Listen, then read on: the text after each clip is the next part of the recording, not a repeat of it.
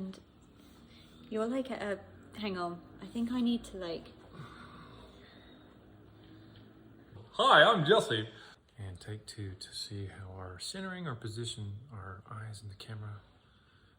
Right, so we actually share the same birthday, 7 years apart, but yeah, and I feel like that is something that we chose to experience, so to almost, I think, provide evidence, like logical proof of miracles. Even though our story is fantastical and profound, the first year of our physical union was one of the most difficult years in that we were forced to face our deepest wounds.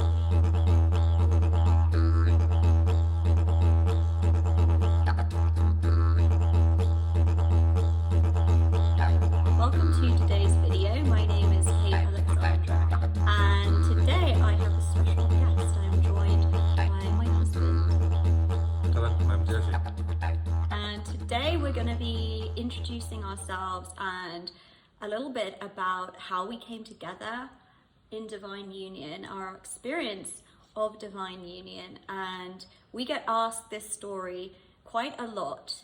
There is quite a lot of magic and miracles that surrounds our physical meeting, and also how we met before physically uniting. We actually met on the astral plane. We met in dream state, because I believe we as souls chose to have this experience, so to translate it and share it, and to tap into miracles, to tap into creator consciousness and all that we can create and experience in this physical realm. So maybe you want to begin, because in linear time, I suppose I was the first to start to have some experiences. Okay, when I was about 7, I began having this obsession, I suppose you could call it, with a girl. I didn't know who she was. I didn't know what her name was. I didn't know what she looked like, but there was a profound feeling of deep love that I felt for this person in my heart, and I would daydream about her and daydream about, you know, all the little things like family and things like that. And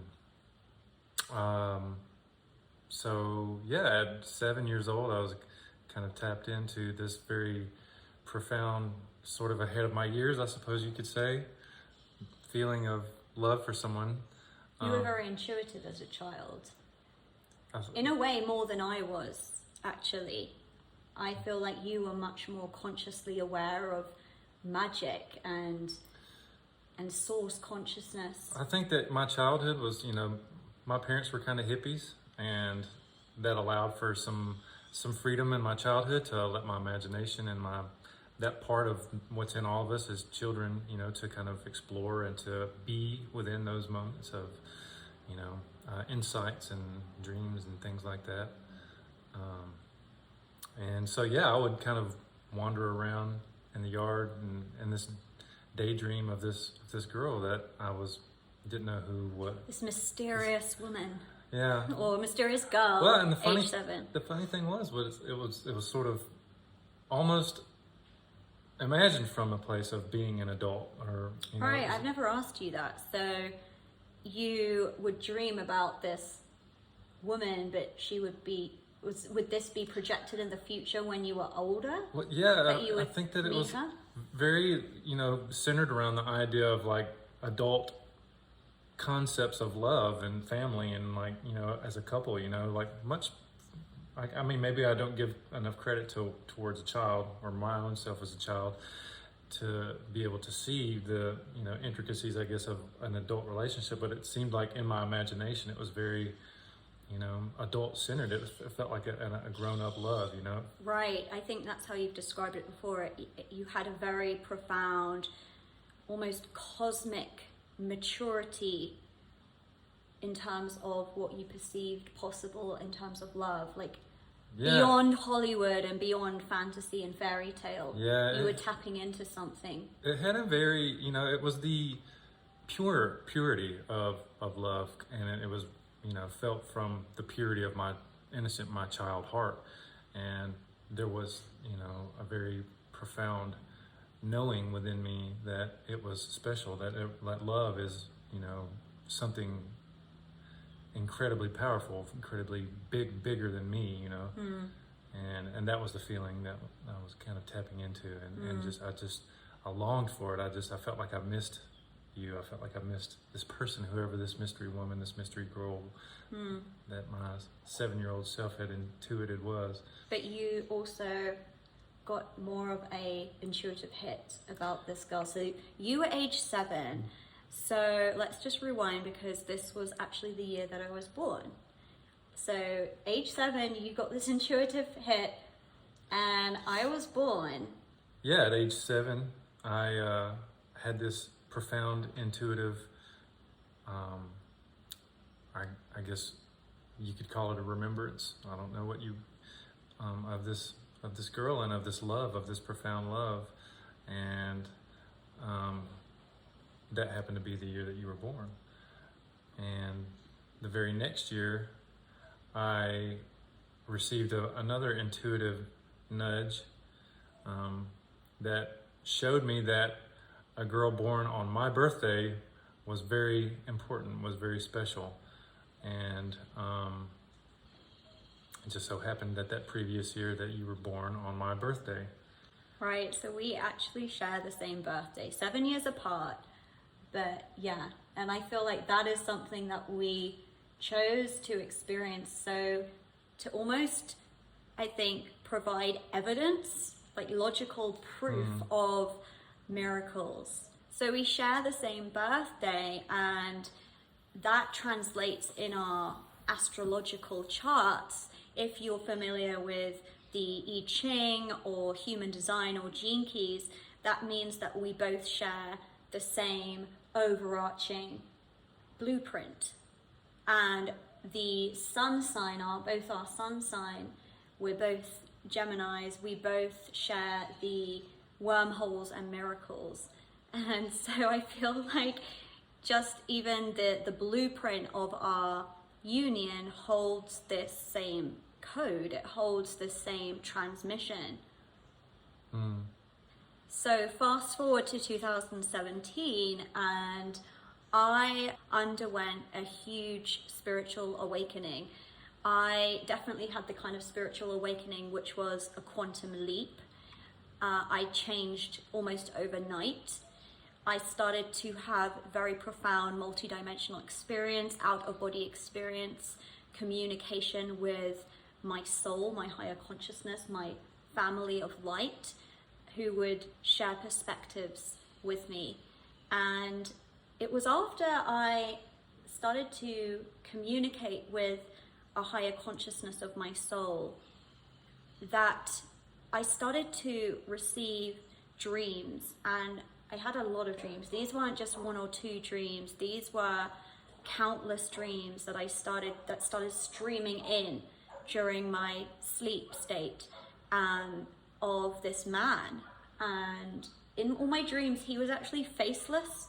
I couldn't actually make out his face, but his posture and his ambiance, his overall energy, and I guess to some degree his personality, is what I recognized in my dreams. And it got to a certain point after maybe 10 dreams, and these dreams stood out because they were always us going off on missions.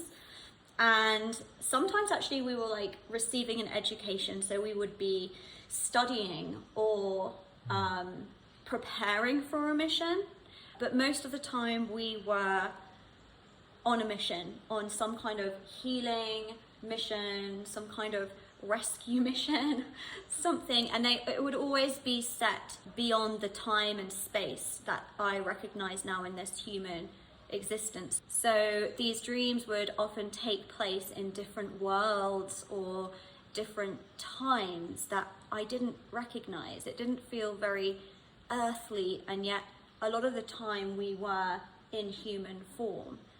And one of these dreams, probably the most profound dream, was set in a etheric landscape, and I was actually being married through divine light, through divine essence. It was a soul to soul marriage that I experienced and I saw.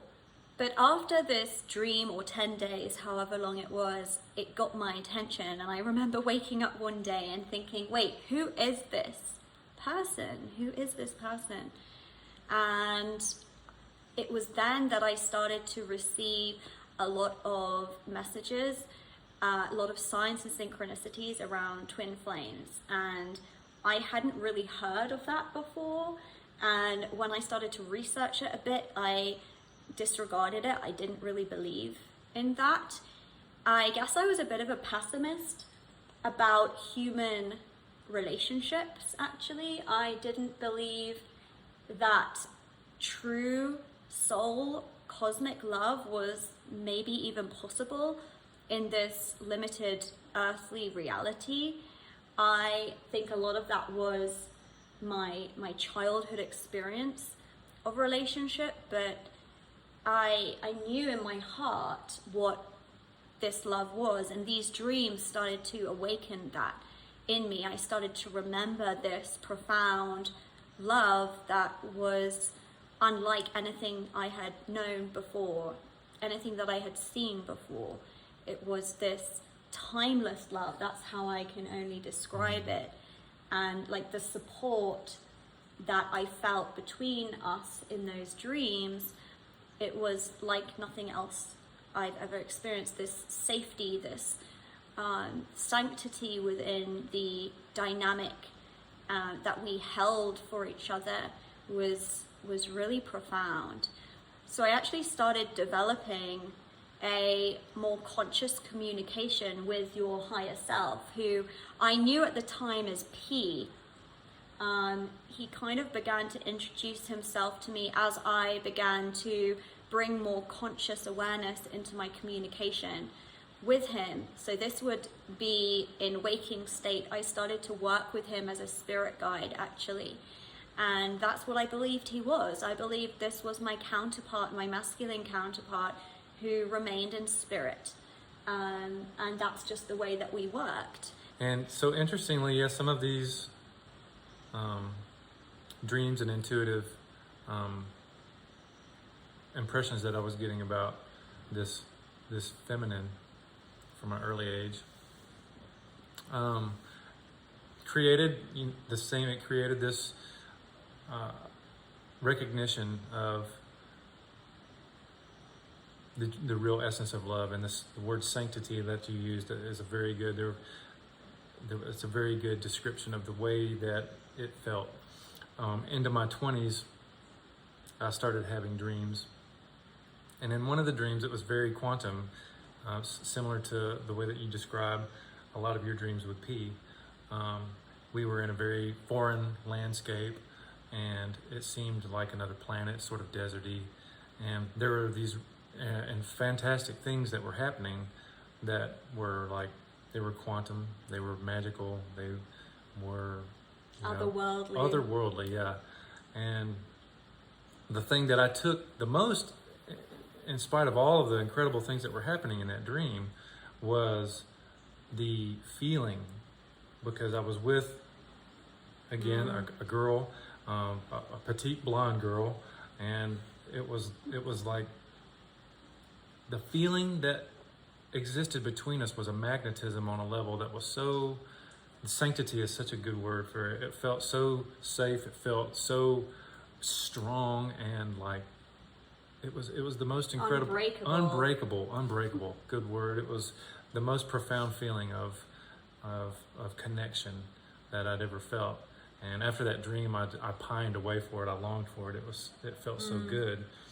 Connecting with something that had always been, and being able to experience it in that dream was the most, it was emotional, because it was like everybody longs for that feeling, you know, and to experience it in the dream, that wholeness is what it felt like.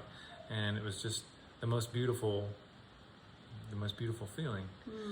I would say you've always been more of that romantic kind of person than I've been. Well, it started early. Right, and that was by perfect design. It was almost like you were programmed in a way, even if it was just subconscious. And I was almost programmed to be able to hold this vision of this perfected counterpart. And it's interesting you use the word magnetism, because I think those different perspectives that we chose to hold in human form created the specific magnetic field traction to unite us. And I think, you know, this is something else that I think we're going to be discussing more, but everything that we can imagine is already created. It's just how do we align with that? And it's almost like we were programmed to manifest this fairy tale relationship without knowing the law of attraction, without practicing consciously any manifestation techniques. And it's funny because I've never really felt a pull towards the law of attraction, manifestation kind of teachings. I believe, of course I believe it's real, but I do believe that is a natural occurrence if we lay the right foundation, if we do the right inner work. And that inner work is ultimately to sculpt and refine our perspectives and our lenses, our vision. And so it is through that vision, that holding of vision, that we align to the creation. And I think this is a really interesting thing that we recognized within our union, and this miraculous story of our union that was almost a foundation that was chosen by our souls, because we didn't choose that foundation. It's almost like the foundation of our teaching as a couple. Well, it really freaked me out whenever I had found you and I had learned, you know, what your birthday was and these things, because I had written those things off, you know. That was like something that had gone into the recesses of my memory banks as just this childhood flight of fancy. And, you know, obviously a lot of life experience happened in between those periods of time. And when I found you and I discovered that, I was just kind of like, felt almost as though it was like, this is a joke, this is some kind of, this is not funny, you know. Yeah, I was scared because this was something that was so big. It felt so much, it was a synchronicity at a level that I'd never experienced before. And it was flooring, and it was profound, and it was thrilling, and it, you know, was delicate. It felt delicate, and I didn't know what to do with it. It just, all I knew was that I had to pursue it. I had to find some way to connect. So to rewind a little bit, we first actually found each other in the physical reality through social media. It was through a mutual friend, a mutual connection, that we found each other. And what was the energy that you felt? Well, you had, it's interesting because one of the things I think we'll probably end up getting into talking about is the way that our souls create these sort of linear, almost breadcrumbs for us to look back at throughout the course of our life and witness how our souls have orchestrated and constructed these experiences for us. And it's those powerful moments when we have those recognitions. That was something that I experienced in when I found you. Because another example from when I was a kid was a song that came through, and a lot of people probably know it. It's called Return to Innocence. And for me, when I heard this as a kid, it had one of those just illuminating moments, you know, where your skin stands up and you full body chills, truth bumps. And it was like a profound connection for me with this angelic realm, is what it felt like.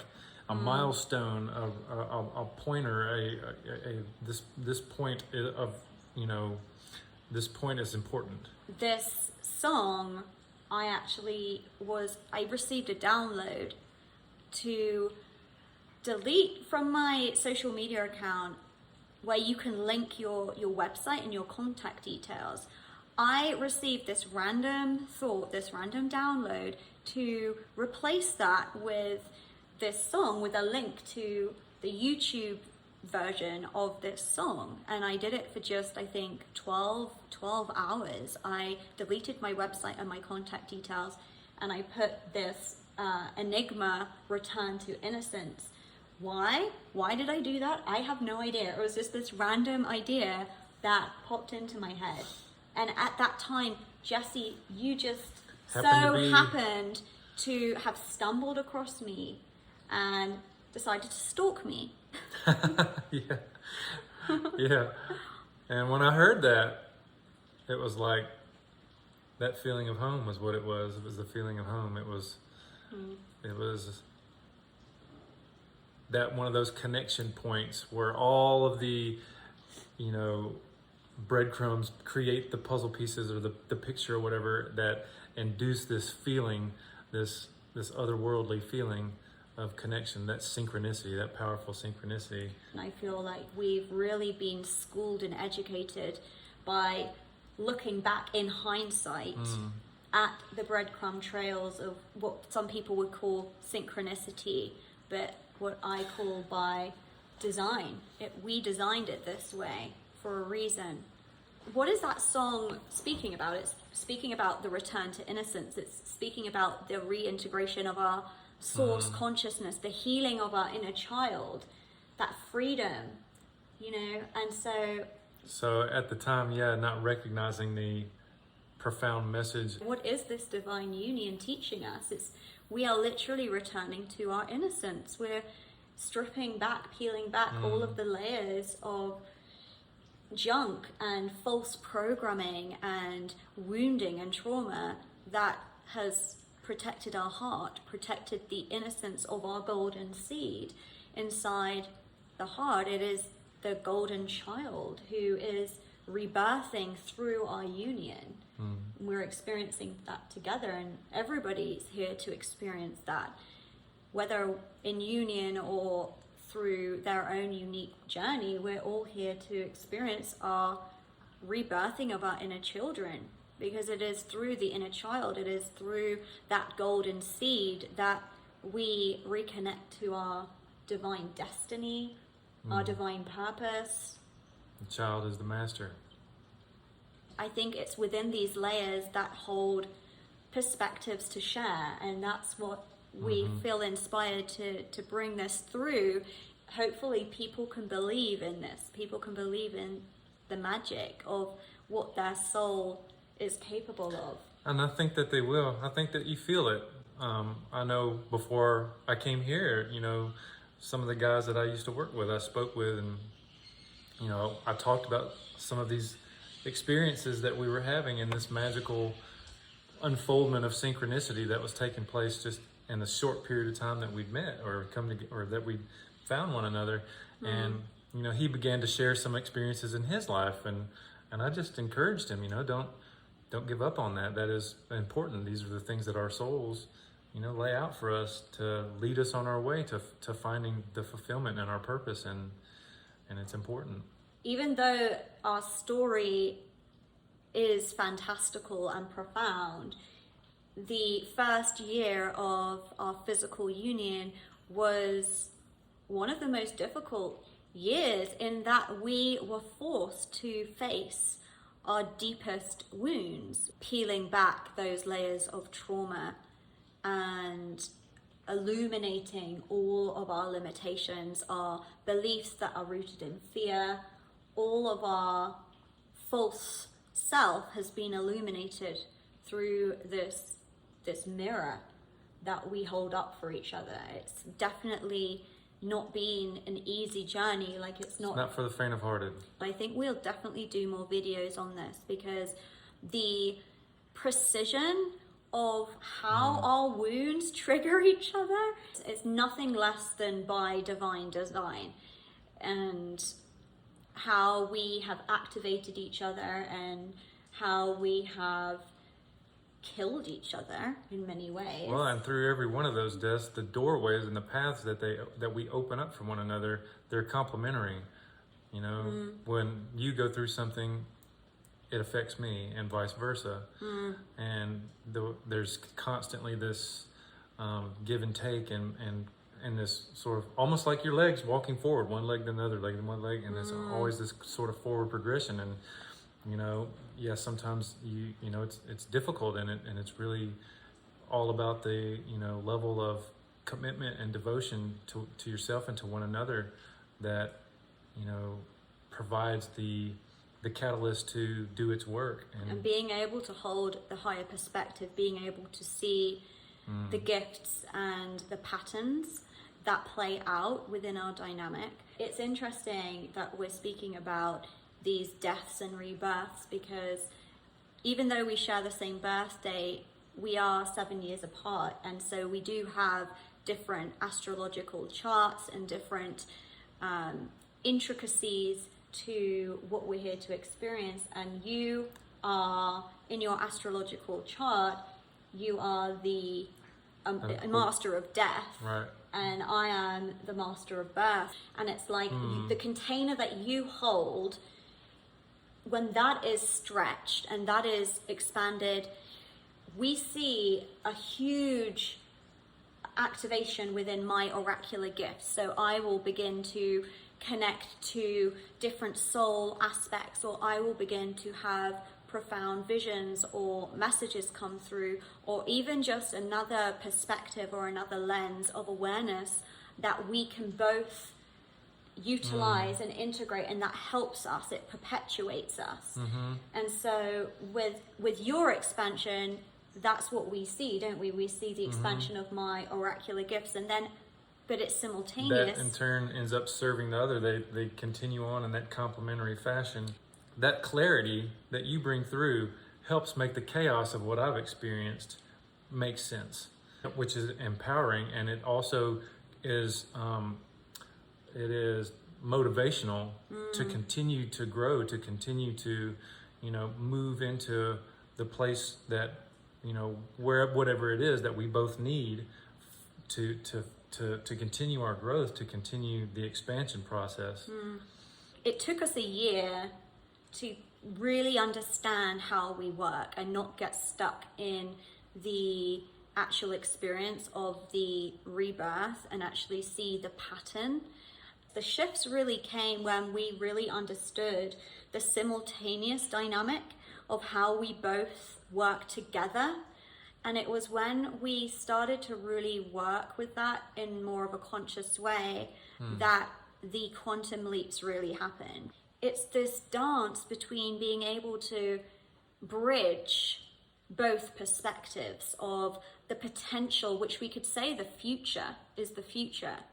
I believe that the higher soul aspect that I met of you in Dreamtime was your future self. It was your ascended self. We could still call it your future from a linear perspective, but of course that part of you is always in existence. Well, and through that work and the revelations of the oracle and the commitment to stepping into the actualities of what that work is creating that portal, is creating that link, that bridge between the old version, the victim version, the shadow version, or the lower self of the human, to shed, to clear, to make the space to allow more of that soul essence to come through and make those quantum leaps. And when it happens, it's mutually effective. Right. And I think we learned this actually quite early on in our physical union, how we work with portals. And I'm going to be doing more videos on portals. A portal really is a gateway, a doorway, an energetic threshold that we can move from one state of being or consciousness or awareness into a completely new state of being, consciousness, and awareness. And we were shown very early on how we together not only work with portals, but we hold portals. How to utilize portals, so to quantum leap. It feels like now that we're in our groove and we understand this journey together and how we work together, I think we're beginning to integrate the portal that we hold together and how we can use that to create shifts in our lives and bring shifts to other people's lives as well. And we've seen that have an effect in people who have come into our lives, and how that translates for them, and the shifts within their lives that take place shortly thereafter. And it's it's something that... It's surreal sometimes. Yeah. We have to remind ourselves and we're like, oh my gosh, can you remember when that happened? Yeah. It's only when we take that bit of time and go back into hindsight, and it seems like it's always exponentiated every time we do it. Like something changes or something shifts in the current reality, and we go back to something else, and it's like, wow, that's even more profound than it was. We see different layers because our oracle, the oracle that we both hold together in this union, has expanded. So we can see the different layers of the genius divine orchestration. To the point that it's almost ridiculous to have any lack of faith or trust in your soul and your higher self. It's just the level of support and the level of precision and the way that everything has been, articulatedly and crafted and woven together it's mind-blowing. And that in itself, in a nutshell, is maybe the big key of our union, and the message that we want to share with people is just trust and believe, because the magic is real. It's real. You are so supported, and there is so much of your soul available to you. And it's just a process of knowing how to tap into that, knowing how to work with it, seeing and integrating different lenses of awareness and perspective.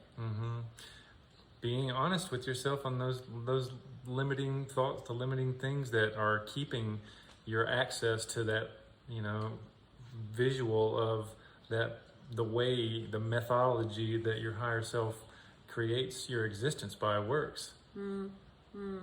So I feel a lot of gratitude for what this union brings in terms of helping me to cultivate and refine my oracular gift. It helps me to see through the layers of illusion in myself, in you, and in our relationship, so that it can become the best version of itself. And what's your perspective on the oracle? It's the most inspiring thing that I've ever experienced.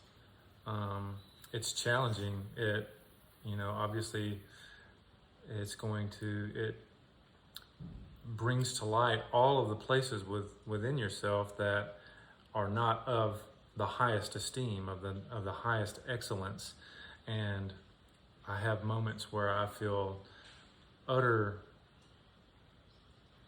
just floor-dropping respect and appreciation and honor for that oracle, because it is ultimately the most profound influence and inspiration. Even if I had the smallest inkling of understanding or imagination that of a possibility of what it means to be like soul embodied, that oracle is constantly, shedding the light and pushing, and it's such a deeply honoring and profound journey and experience. The most that comes through is the drive and the inspiration to become more than I ever knew that I could be. I would love to make some more videos together and just share some more insights that we reveal within our union. So we hope this video has inspired you and shed some light and illumination on your journey of returning to innocence and returning to your soul and your truth, because ultimately that's what this whole journey is about. There is nothing else. Is there anything else? It's the subtlest layer. Returning to love, to unconditional love, which is our truth. So make sure you tune in for the next one. Hit that like button, subscribe, and we look forward to seeing you on the next one. Ciao.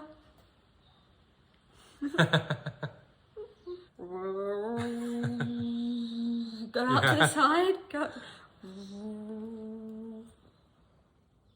Yeah. Welcome to today's video. About our union coming together and the magic. Can I just do that different? When you go to the edge of the camera. Oh, look, weird. Look. Yeah.